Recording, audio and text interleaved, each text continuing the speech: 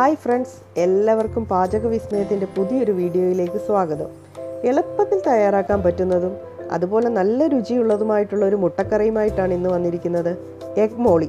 ചപ്പാത്തി, അപ്പം, പൊറോട്ട, ഇടിയപ്പം ഇതിനെല്ലാം നല്ല കോമ്പിനേഷനാണ് ഈ എഗ് മോളി. നമുക്കിനി അത് റെഡിയാക്കാം. അതിനായിട്ട് 3 മുട്ട ഞാൻ പുഴുങ്ങി ചെറുതായിട്ട് വരഞ്ഞു വെച്ചിരിക്കുന്നുണ്ട്. ആദ്യം നമുക്കിതിലേക്ക് കുറച്ച് മഞ്ഞൾപ്പൊടിയും കുറച്ച് മുളക് പൊടിയും കൂടെ ചേർത്ത് കൊടുത്തിട്ട് നന്നായിട്ടൊന്ന് ഈ മുട്ടയിലൊന്ന് യോജിപ്പിച്ചതിന് ശേഷം നമുക്കതൊന്ന് ഷാലോ ഫ്രൈ ചെയ്തെടുക്കണം. ഏകദേശം 1/4 ടീസ്പൂണോളം മഞ്ഞളും മുളകുമാണ് ചേർത്ത് കൊടുത്തിരിക്കുന്നത്. ഫ്രൈ ചെയ്യാനായിട്ട് 2 ടേബിൾ സ്പൂൺ വെളിച്ചെണ്ണ ഒഴിച്ച് കൊടുത്തിട്ടുണ്ട്. തിരിച്ചു മറിച്ചിട്ട് നമുക്ക് പെട്ടെന്ന് തന്നെ ഇത് മുട്ട ഫ്രൈ ആക്കിയെടുക്കാം. ഈ സമയത്ത് തന്നെ നമുക്ക് കുറച്ച് മസാലകളൊന്ന് ചതച്ചെടുക്കണം.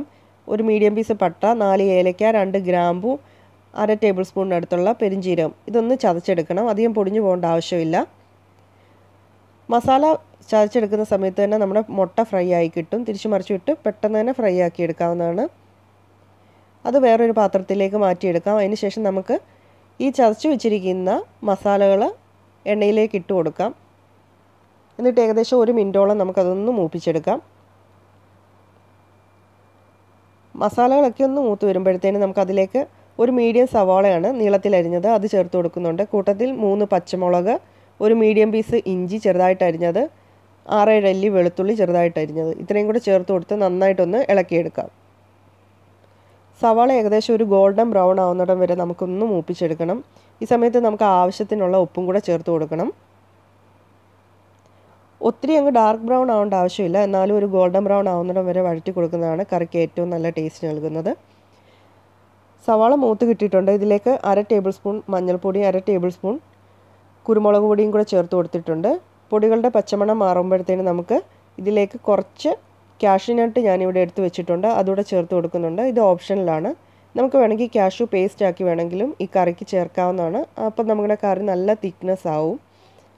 കൂട്ടത്തിൽ ഒരു മീഡിയം പീസ് തക്കാളിയും കുറച്ച് കറിവേപ്പിലയും കൂടെ ചേർത്ത് ഒന്ന് ഇളക്കിയതിന് ശേഷം തേങ്ങയുടെ 2-ാം പാലാണ് ചേർത്ത് കൊടുക്കുന്നത്. ഒരു തേങ്ങയുടെ മൊത്തം എടുത്തിട്ടില്ല, ഏകദേശം 1/4 തേങ്ങയോളം എടുത്ത് അതിൻ്റെ പാലാണ് ചേർത്ത് കൊടുത്തിരിക്കുന്നത്.